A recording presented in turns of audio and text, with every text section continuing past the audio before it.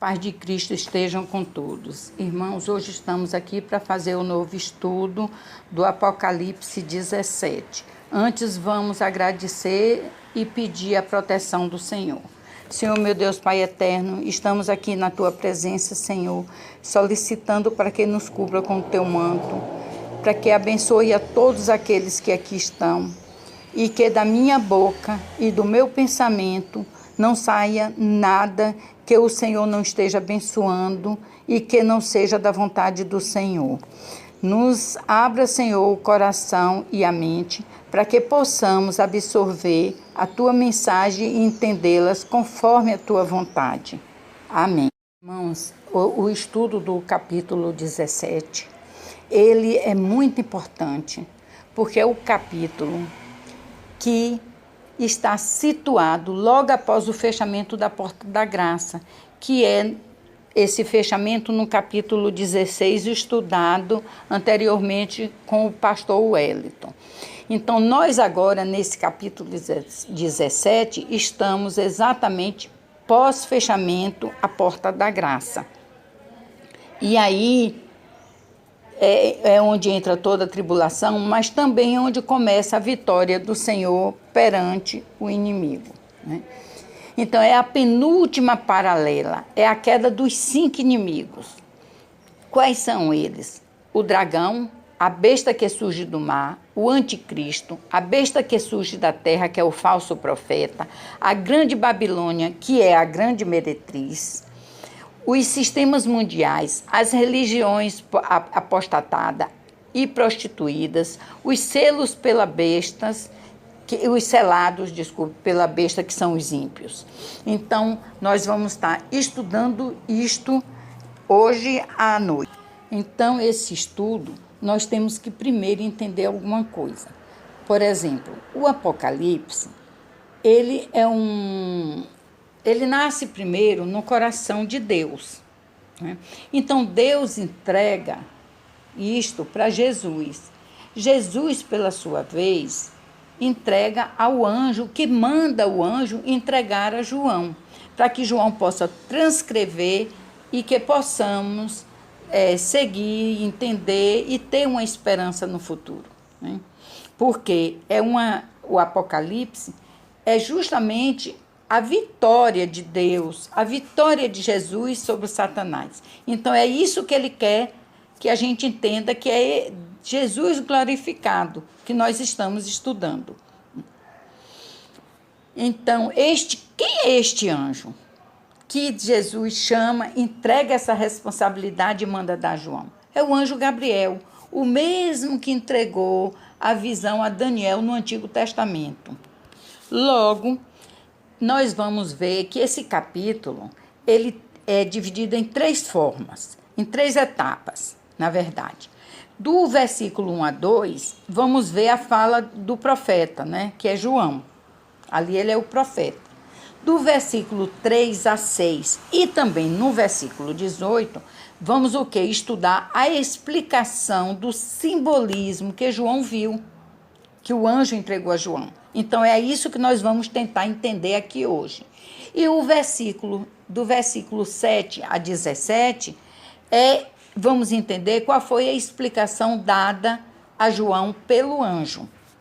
Para que possamos entender agora o estudo desses versículos, eu vou estar lendo o capítulo 17, que ele não é tão longo, e isso também nos engrandece. Por quê? Porque não só de explicação, para que eu possa explicar e vocês entenderem, é necessário ter a palavra real do Senhor.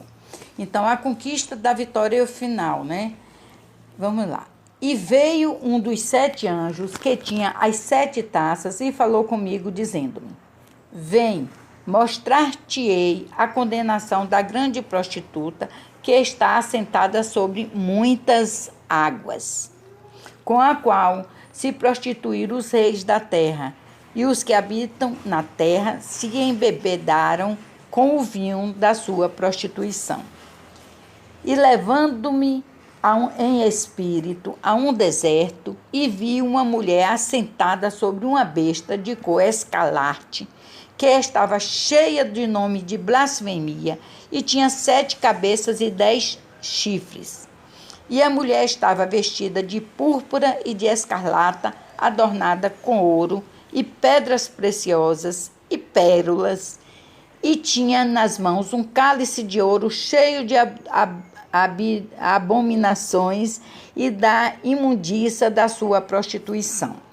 E na sua testa estava escrito o nome: Mistério, a grande Babilônia, a mãe das prostituições e abominações da terra. E vi que a mulher estava embriagada do sangue dos santos e do sangue das testemunhas de Jesus. E vendo-a, eu maravilhei-me com grande admiração. E o anjo me disse: por que te admiras? Eu te direi o mistério da mulher e da besta que é atrás, a qual tem 7 cabeças e 10 chifres. A besta que viste foi e já não é, e há de subir do abismo, irá à perdição. E os que habitam na terra, cujos nomes não estão escritos no livro da vida, desde a fundação do mundo, se admirarão vendo a besta que era e já não é, mas que virá. Aqui há sentido que tem sabedoria. As 7 cabeças são 7 montes sobre quais a mulher está sentada. E são também 7 reis. 5 já caíram, e um existe, o outro ainda não é vindo. E quando vier, convém que dure um pouco de tempo. E a besta que era e já não é ela também o 8º, e é dos 7, e vai à perdição. E os 10 chifres que viste são 10 reis, que ainda não receberão o reino, mas receberão o poder como rei por 1 hora, juntamente com a besta. Este tem o mesmo intento e entregarão o seu poder e autoridade à besta. Estes combaterão contra o Cordeiro e o Cordeiro os vencerá, porque é o Senhor dos senhores e o Rei dos reis. Vencerão os que estão com ele, chamados eleitos e fiéis. E disse-me: as águas que viste, onde se assenta a prostituta, são povos e multidões, e nações e línguas. Os 10 chifres que viste na besta são os que aborrecerão a prostituta, e o porão desolada e nua, e comerão a sua carne e a queimarão no fogo. Porque Deus tem posto em seu coração que cumpra o seu intento e tenham uma mesma ideia, e que deem à besta o seu reino, até que se cumpra as palavras de Deus. E a mulher que viste é a grande cidade que reina sobre os reis da terra. Glória a vós, Senhor. Então, irmãos, o anjo diz que vai levar João para o julgamento da meretriz. Então ele vem, arrebata João em espírito, e ele diz: vou te levar para o julgamento da grande meretriz que está assentada às águas. Mas para onde é que João vai? João vai para o deserto. Por que isto? Mais na frente eu explico aos irmãos o porquê de ter levado ao deserto e não ao mar. Antes eu vou falar um pouco, para que os irmãos vão entender a minha explicação na frente, é do contraste do que o Senhor faz e o Satanás imita. Porque tudo que o Senhor faz, o Satanás imita. Para quê? Para ganhar adeptos, para enganar o povo de Deus. Então, existe um grande contraste, por exemplo, entre a noiva do Cordeiro e a meretriz. É uma das imitações. É porque o diabo, que sempre imitou a Deus, ele não quer ficar atrás. Ele quer sempre estar ganhando adeptos. Por isso, vamos ver a comparação. A religião prostituída está sempre presente em todos os povos da terra. Sempre. Não é agora. Não é na nossa década, no nosso século. Sempre. E a gente que estuda história sabe disso. Onde Deus tem uma igreja verdadeira, o Satanás foi fazer o quê? Levantou a sua sinagoga. Então, quando a gente se refere à Babilônia, a gente, na verdade, está abrangendo a tudo de ruim que existe na Terra, que é tudo que se refere ao anticristo, ou seja, tudo que tem ausência de Deus, tá? Para que o irmão entenda quando eu falar da Babilônia. Voltando à comparação. Quando a noiva fala da igreja verdadeira do Senhor, a meretriz fala da apostata. Quando a Babilônia, que é a cidade do mundo, é falada, a noiva fala o quê? Da nova cidade, que é a Nova Jerusalém, que é a cidade de Deus. Então, vamos ver um pouco o que é essa mulher, essa meretriz, né? A meretriz, ela é atraente ao mesmo tempo que ela é repulsiva, né? Por quê? Porque ela é a personificação da heresia, do liberalismo, do sincretismo. O sincretismo é a mistura de religiões e crenças, né? São expressões que ela traz dentro dela própria. E ela, não pensam, irmãos, que ela só se prostitui com os reis. Não, ela se prostitui, né, apenas com tudo, porque a maldade dela é tanto que ela deu de beber o vinho da devassidão a todos os habitantes da terra. Então, nós também bebemos, mas só que com uma diferença. Os ímpios beberam e deliciaram e vivem isso, que vivem no pecado.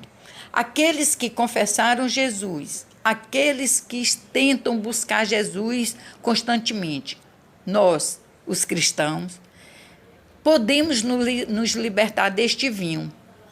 Como?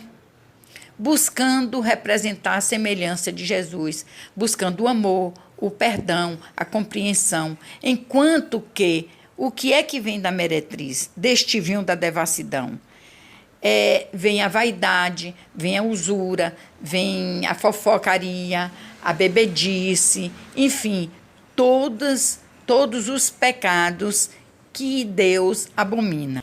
Ela aqui está representada nesse momento pela religião popular, que atrai grandes multidões e que essa religião não impõe limite.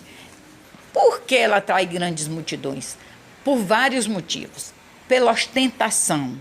O homem, se é vaidoso, tem o pecado da vaidade. Então, ele quer o dele sempre mais bonito, a igreja mais bonita, a pregação mais bonita. Ele não pensa, eu vou levar a palavra de Deus. Irmãos, eu não estou generalizando, tá? Eu tô falando no contexto. Então, ele tem que levar a palavra de Deus na sua simplicidade, que foi Jesus que nos mostrou. Mas a meretriz, que deu a vaidade, então eles querem a igreja melhor, a festa melhor, a tudo mais bonito, mais belo. Não é porque ele tem que dar o mais belo a Deus, mas porque ele tem que ganhar almas, tem que ganhar adeptos. E com isto, o que é que ocorre? Ocorre o pecado da vaidade. E vem a grande prostituição chamada a Babilônia, que está representando o quê? Nesse contexto, ele está representando o Império Romano, mas que não deixa de ser um pouco de nós também, que são... Por que ele representa o Império Romano? Porque é a prostituta chamada Babilônia, que é a Roma, que é onde tinha, naquela época, toda a sua ostentação, onde eles perseguiam os cristãos. E é isso que João aqui tenta demonstrar. Porque naquela época eles adoravam vários deuses, a gente sabe, vários deuses pagãos. E tiravam também o sangue dos mártires e o sangue cristão. Onde eles condenaram Cristo, mataram Cristo, perseguiram não só os apóstolos, mas perseguiram todo ou qualquer cristão que tentava defender. E bendito esses que morreram pela sua fé sem negar a Deus. Logo, essa meretriz está se referindo ao sistema eclesiástico do anticristo, né? Ele, como tudo imita, aí também está imitando. E esta água, o que é que essa água representa, que essa besta que saiu da água? Representa o comércio marítimo, representa o povo em si, a multidão, o povo, quem segue. E tudo que é comércio, né, se não por Deus, a gente sabe muito bem o que acontece. Logo, essa prostituta está representando também o quê? O sistema de governo, que usa meios imorais para conseguir o que deseja, que são os prazeres, a prosperidade financeira, como a corrupção, que eles usam em benefício próprio, né? Já a noiva de Cristo, não. Ela é diferente da meretriz. Ela é uma noiva, ela é pura, ela é casta, ela é obediente, ela é linda. Ela nunca se uniu a governo nenhum. Já a falsa igreja, ela se une para quê? Através da ostentação. O governo ganha prestígio, ganha votos dessa igreja, essa igreja ganha fama mundial, ela ostenta e muito, então ela atrai o povo pela sua riqueza e prega não a prosperidade espiritual, mas prega a prosperidade material. Então venha que você vai ficar rico e você vê histórias e mais histórias dos milagres de riquezas. E que a gente nem sempre sabe que pode ser verdade a riqueza, mas como ela vem. Então, ninguém procura saber de onde ela vem. Deus abençoa? É abençoado verdadeiramente ou não? Então, nem as igrejas têm que buscar cada dia mais pregar a prosperidade espiritual, a busca de Deus, a busca da Nova Jerusalém.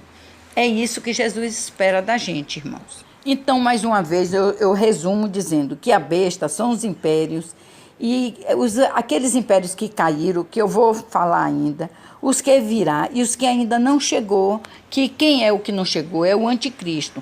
Então, a besta escarlate é o dragão, que também é descrita como a besta do mar. Tá? Então, explicando por que João foi levado ao deserto. Como Satanás sempre imita, no capítulo 12, do versículo 6, nós vimos que a mulher que foi levada ao deserto, ela era uma virgem e que tinha a lua debaixo dos pés, uma coroa com 12 estrelas e ela era vestida com o sol da justiça. Olha que lindo, irmãos. Logo, logo, Satanás também tenta imitar. Aí leva o quê? A meretriz ao deserto, em forma da imitação. Então, como essa meretriz de cor escarlate, do mesma cor que era a virgem. Então, ele imita tudo. Então, vamos ver que essa mulher montada na besta, quais são as características dela. Ela é uma imitação da igreja verdadeira, enquanto a igreja é apresentada como a esposa de Cristo, do Cordeiro, né, que é a cidade da Nova Jerusalém, a igreja falsa é apresentada como uma meretriz, a cidade da Babilônia, usando o quê? A vaidade e a ambição do povo. Ela tem a influência mundial, ela tem grande poder econômico, tem um grande poder de sedução, é extremamente violenta. Ela persegue os fiéis e todos aqueles que se opõem a ela. E ela está de mãos dadas sempre com o espírito do anticristo. Irmãos, nós temos que saber que a Babilônia é o nome usado para tudo isso que abomina Deus. Os teólogos, né, estudando, eles consideram a besta como uma representação do Satanás. E eles dizem que o Satanás é o 8º rei. E ele mostra a ligação entre a besta do versículo 7 deste capítulo e o dragão do capítulo 12, versículo 3. Os teólogos fazem muito essa ligação, mostrando a ligação da besta. E o simbolismo do Satanás também, que ambos possuem 7 cabeças e 10 chifres. Possuem a mesma cor escarlate, ou seja, o vermelho, dependendo de como se refere. A gente pode constatar também no capítulo 12, versículo 3, e no nosso versículo aqui, 3, que foi lido. E ambos esses poderes, eles se opõem o quê? A Jesus. Então é o quê? Quem se opõe a Jesus é o anticristo. Então, quando o próprio Satanás, que é considerado o 8º rei, ele vai personificar a volta de Cristo. A gente já sabe disso, né? Então, ele vai reunir em si toda a maldade que havia nos 7 impérios, né? Todos eles dominarão e perseguirão o povo de Deus ao longo da história. Então, presta atenção, irmãos. Se cada um daquele que dominava e perseguia o povo de Deus já era terrível, imagine todos eles juntos em uma única pessoa, personificado. Então, vai ser terrível, é a grande tribulação mesmo. Então, eles vão estar nessa besta, nessa meretriz grande, né? E, para nossa alegria, este será o último ato enganoso do Satanás. Então, vai ser a última vez que ele vai fazer a tentativa de derrotar Jesus. Mas ele é mais já do que vencido, Jesus mais que vencedor. Então, ele tenta de todo jeito, ele se manifesta de tudo para encantar o povo e arrebatar da mão de Deus. Então, as cabeças da besta, no versículo 7, ela representa os 7 impérios. Quais são esses 7 impérios que eu falei lá atrás? É o Egito, a Síria, Babilônia, Medo-Pérsia, a Grécia, Roma e Roma Papal. Sobre Roma Papal, nós vamos ver mais na frente, porque ela na época de João não existia. No versículo 8, vamos ver que ele se refere ao dragão. Quem é esse dragão? O próprio Satanás, onde sabemos que é descrito e que morre. Ele morre e retorna à vida, conforme foi pregado no capítulo 13 e 14. Então, nós sabemos que ele vai, mais uma vez, imitar quem? O Senhor. Agora, sua ressurreição simboliza a persistência do mal, em uma referência a quem? Ao Cordeiro, sendo que é o ato que convencerá muitos a seguirem a sua igreja. Porque é com esse ato de que ele morre e ressuscita que ele vai dizer que ele é o Cristo. E ele dizendo que é o Cristo, muita gente acredita e vai. Então, temos que estar muito atentos em relação a isto. Do capítulo 9 ao 11, João refere-se a Roma, quando ele fala, né, que é famosa pelos seus 7 montes, quando ele fala, e as 7 cabeças são as 7 colinas, e também os 7 reis. Esses 7 reis são símbolos de 7 reinos, que são esses que eu falei, que é Egito, Ásia, Babilônia, Medo-Pérsia, Grécia, e existia na época de João, que era Roma Imperial, e uma que ainda não existe, que eu falei, que é a Roma Papal, que agora eu vou falar, que é a que não tinha. Então, esse que é o 7º, que é a Roma Papal, que só chegou no ano 538 depois de Cristo. Se a gente vê na história, é mais ou menos 400 anos após a visão de João. Então, é considerado o reino do anticristo pelos teólogos. Já no versículo 12, vemos que os 10 chifres representam os reis das nações que ainda surgirão. Estes reis darão poder ao anticristo para dar início ao seu reinado e no futuro estará tomando de volta. Sobre isto, no versículo 13, se fala, os teólogos interpretam como sendo os Estados Unidos. E aí eu vou explicar aos irmãos por que os teólogos pensam e quais são as comparações e evidências que no estudo que eu fiz, que eu encontrei da parte deles. Segundo os teólogos, e a maioria dos teólogos, eles dizem que os Estados Unidos vai dar apoio ao papal, Roma Papal, né, que vai fazer os intentos dele. E na hora que Roma Papal for de encontro a eles, que é justamente na hora que não quiser obedecer e criar sua independência, que justamente abre os olhos, e eles se revoltam, segundo os teólogos, que seria os Estados Unidos, né?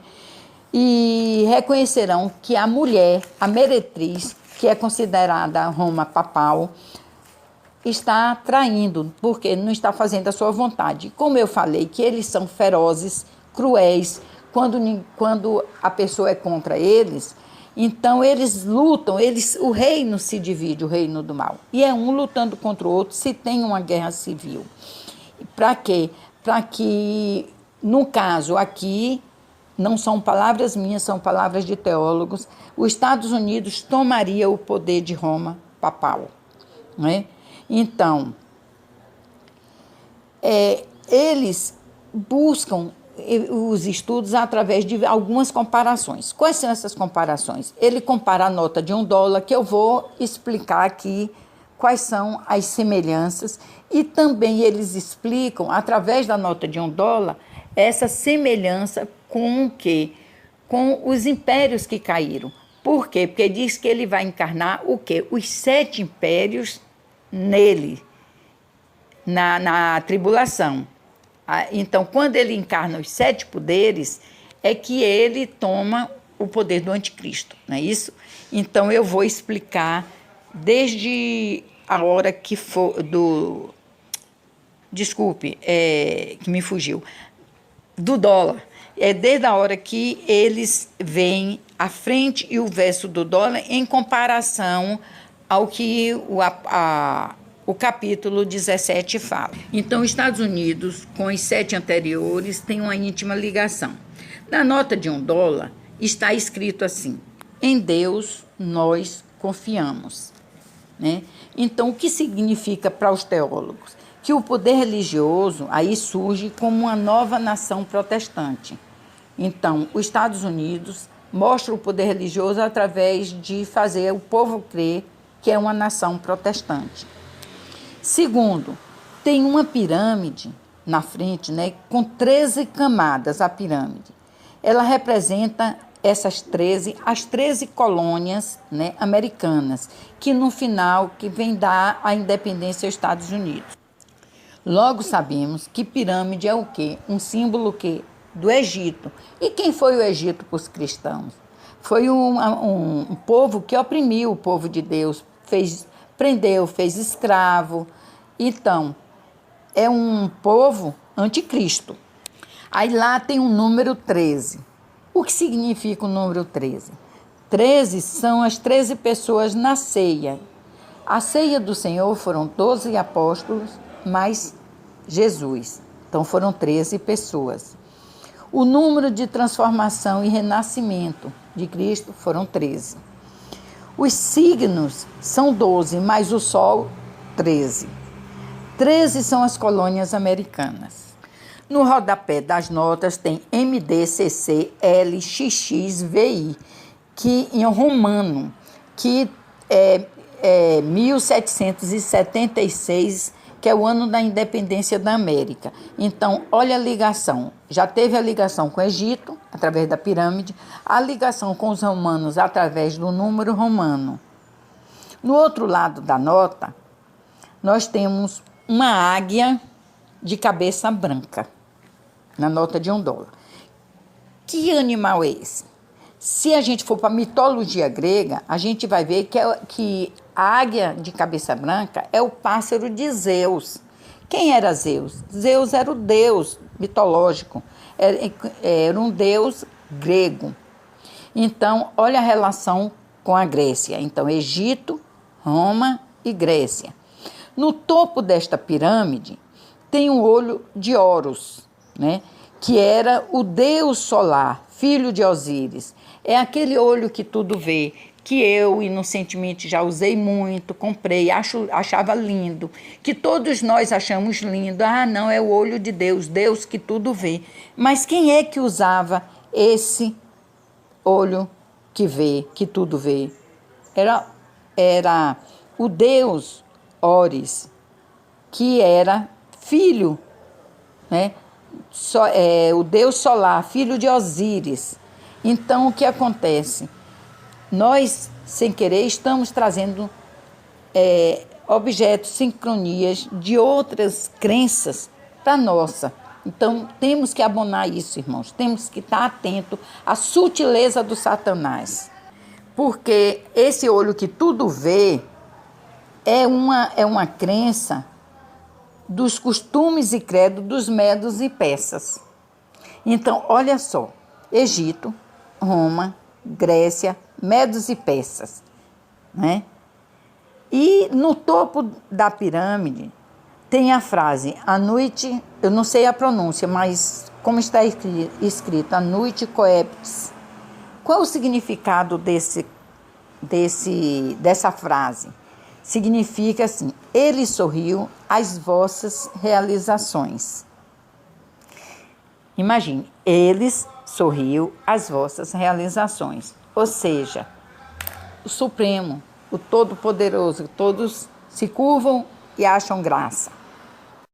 Agora vamos ver o versículo 14, que é o tema do livro de Apocalipse, que fala da vitória de Cristo e de sua igreja sobre o que? O Satanás e seus seguidores, que é o diabo, o mundo, o anticristo, os falsos profetas e todos os ímpios que perecerão, e a nossa igreja triunfará.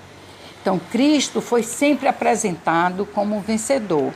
Isso podemos ver em vários capítulos do livro de Apocalipse e até no próprio do 17, os versículos, né? Então, quando Jesus triunfa sobre a morte, ele vai no inferno, ele volta com a chave da vida, nós sabemos disso. Então, o inferno, o dragão, a besta, o falso profeta, a Babilônia e os ímpios, todos perecerão, né? E todos os que perseguiram a igreja, então são os seguidores do anticristo. No versículo 15 diz, as águas que viste onde se assenta a prostituta são povo e multidão e nação e língua. Então, irmãos, aí não precisa a gente explicar, o próprio versículo já se explica, né? Que aqui é uma explicação do anjo sobre o que? As águas, que são multidões, povos, nações, línguas, prostitutas. E o versículo 16, aqui os aliados da meretriz se voltam contra ela e teremos a guerra civil, a guerra do mal contra o próprio mal. Isso significa que é aí que começa a cair, que é quando eles se dividem, né? Quando acusaram o Cristo, que ele era Satanás, né? Que eles lá na época, e que ele fazia milagre através dos poderes de Satanás, Cristo naquela época disse o quê? Que o reino que se divide não se sustenta. Então, ele já estava fazendo alusão aí ao final, o Apocalipse. Por quê? Porque quando o reino do mal ele se dividiu, eles lutaram entre si pelo poder e ambição, e aí eles mesmos se derrotam. Então a besta e os 10 reis se voltam contra a meretriz para devastá-la. É uma espécie de caos, né, que vai acontecer entre os inimigos de Deus. Aí eles se levantam e se destroem. Podemos ver isso em Ezequiel, capítulo 38, versículo 21. Então, para que não fique muito longo, os irmãos podem consultar. Então, irmão, os 2 versículos final é a vitória final. Que o que nós temos que ver é que não importa o que aconteça, devemos sempre confiar em Deus, nunca negar a nossa fé, mesmo que para isto tenhamos que entregar a nossa vida para a morte, por sacrifício. Então, o nosso corpo ali será morto, o nosso corpo será sacrificado, mas o nosso espírito estará no reino do Senhor. Então, é a mensagem que eu deixo, não é? Porque tudo isso é a intriga do maligno. Então, Deus, embora que Ele permita o mal que permeie o mundo, a nova terra não conhecerá, então, o pecado. Então, vamos morrer para ir para a Nova Jerusalém.